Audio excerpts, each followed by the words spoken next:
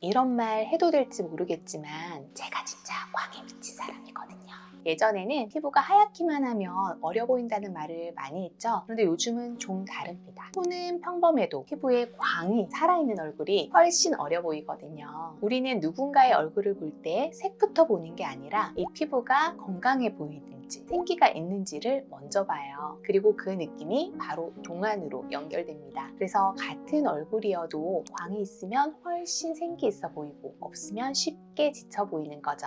건강한 광은 피부결이 정돈되어 있고 빛을 받았을 때 자연스럽게 반사되는 상태예요. 그래서 얼굴의 굴곡이 부드럽게 보이고 전체 인상이 훨씬 예쁘게 보입니다. 이게 바로 꿀광이 있으면 얼굴이 달라 보이는 이유죠. 그래서 오늘은 진짜 꿀광 피부를 만들려면 어떤 조건이 먼저 갖춰져야 하는지부터 차근차근 이야기해 볼게요. 혹시 구독은 하셨나요?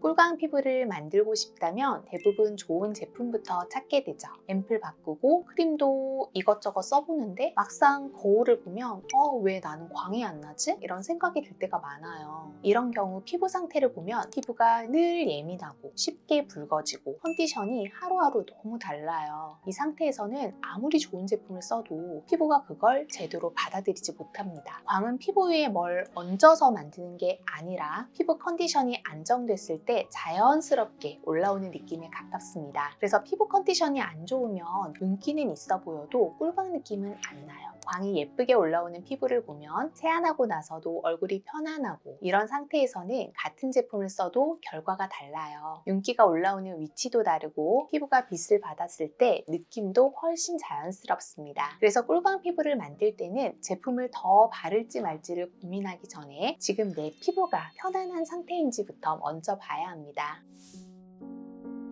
꿀광 루틴을 열심히 한다고 하는데도 막상 피부가 크게 달라지지 않는 분들의 이야기를 들어보면 앰플도 이것저것 바꿔보고 마스크팩도 유명한 거 다 써봤는데 피부는 그때뿐이고 며칠 지나면 다시 원래대로 돌아와요. 문제는 제품이 나빠서가 아니라 피부가 왜 그 제품을 써야 하는지에 대한 목적이 없는 상태라는 거예요. 오늘은 광 때문에 바르고 내일은 트러블 때문에 바르고 피부 입장에서는 헷갈리는 거죠.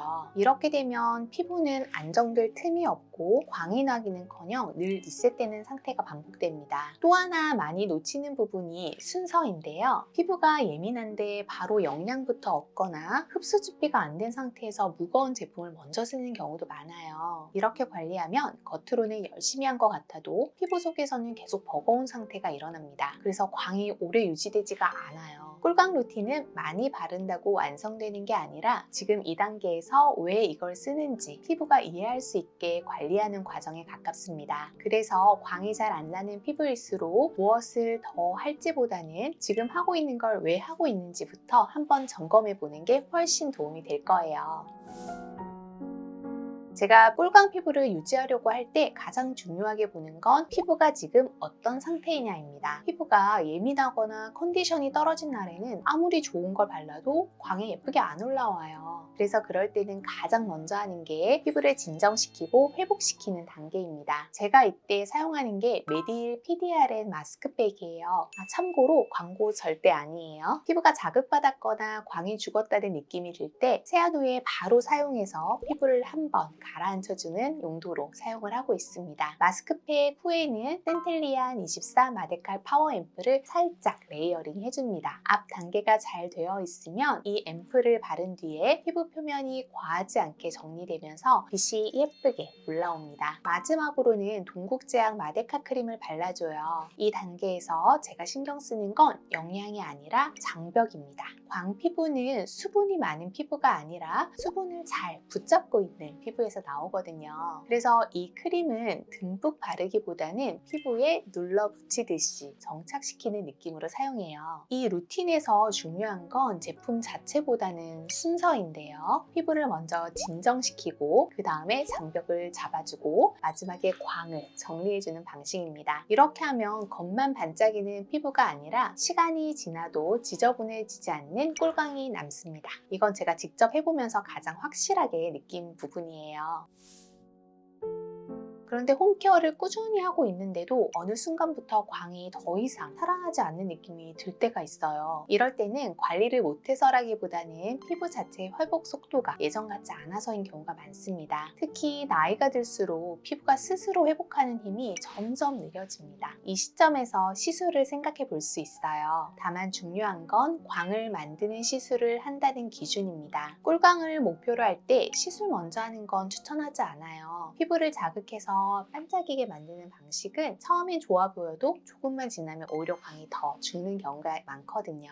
시술이 필요한 시점은 피부가 너무 얇아졌거나 아무리 관리해도 수분감이 잘 안 차오르고 광이 금방 꺼지는 느낌이 반복될 때입니다. 이럴 때는 피부가 버틸 수 있는 선 안에서 회복을 도와주는 방향으로 접근해야 돼요. 그래서 시술을 고려할 때는 이 시술이 지금 내 피부 루틴을 도와주느냐를 기준으로 봐야 합니다. 이 기준이 없으면 시술을 받아도 광은 오래가지 않아요.